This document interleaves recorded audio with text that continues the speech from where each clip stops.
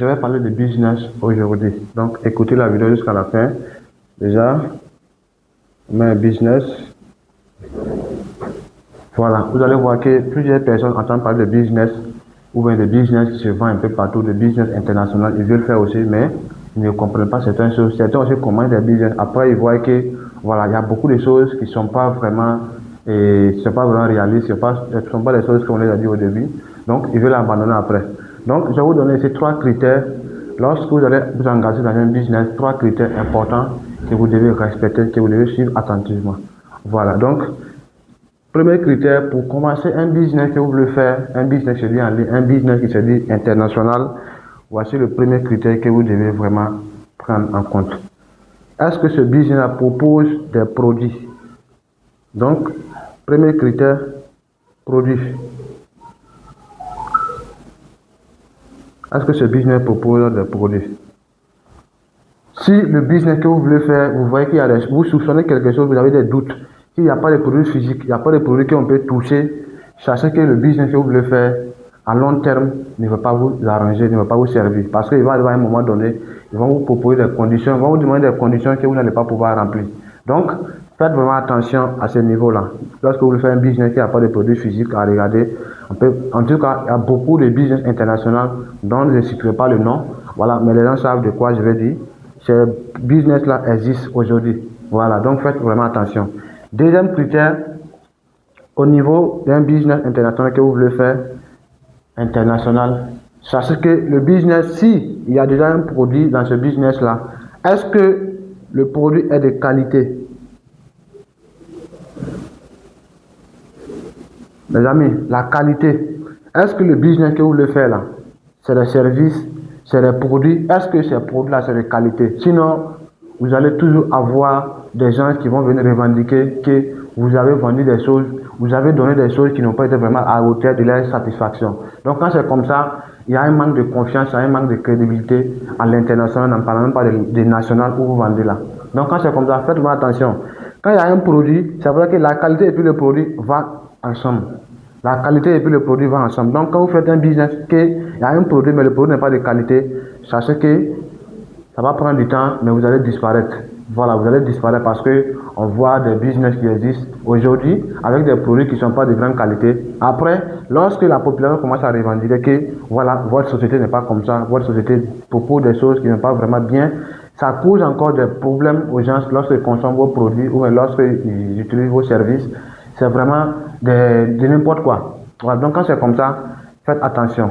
Et troisième critère aussi, que vous devez prendre en compte avant de vous engager dans un business international, un business qui dit que, voilà, allez là, je suis un leader, je peux me permettre d'être dans plusieurs pays dans le monde, c'est la représentabilité.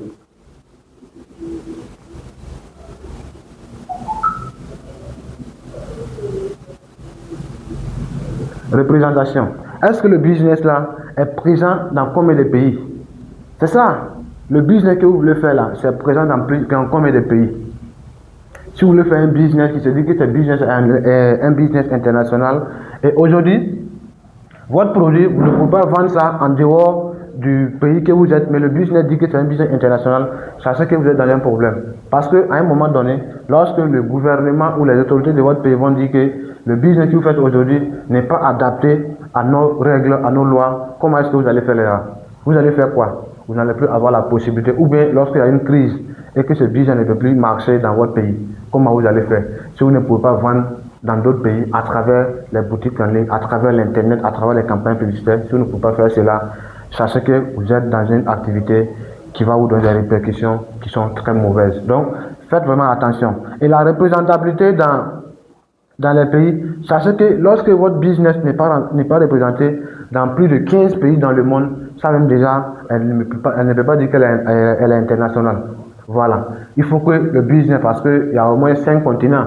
Donc, sur les 5 continents là, il faut qu'il y a au moins 2 à 3 pays que votre business est disponible. Là, au cas où quelqu'un en a besoin, vous pouvez vraiment contacter les personnes qui sont disponibles là-bas pour que votre produit soit livré. Et je vais donner un quatrième critère. Le quatrième critère aussi que vous devez prendre en compte, c'est le nombre.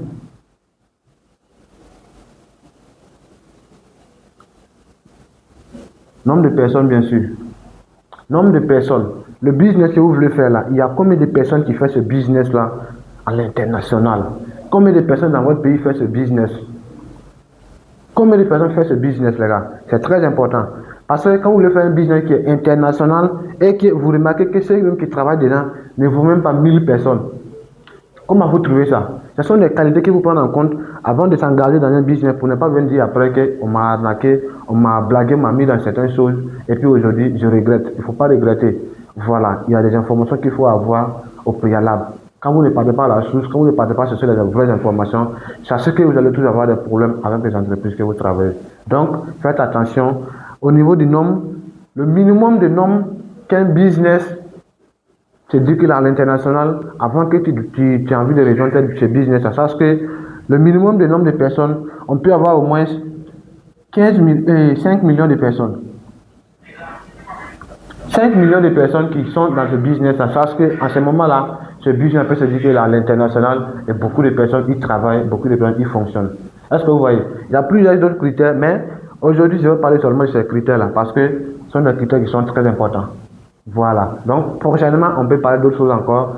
Ces 2 temps-là, remarquez bien, on ne parle pas seulement que de produits, on parle aussi de business sur cette page-là. Donc, toi qui veux vraiment te lancer dans les business qui est à l'international, n'hésite pas de nous contacter parce que on a l'occasion, on travaille en plusieurs personnes, on travaille en équipe. Voilà, vous pouvez nous joindre, vous pouvez nous contacter, on va échanger sur quels sont les vrais critères, quels sont les business qui marchent actuellement. Voilà, prochaine vidéo, je pourrais faire cette vidéo-là aussi. Je vous montre quels sont les vrais business. Il y a au moins 4 business qui marchent actuellement. Voilà, et qui sont dans le temps. Lorsque tu t'engages dans ce business-là, sache que une fois que tu continues de travailler, ça va venir. Voilà, donc les gars, si tu as aimé la vidéo, n'oublie pas de liker, partager et abonne-toi pour ne pas prochain contenu. Merci. Business.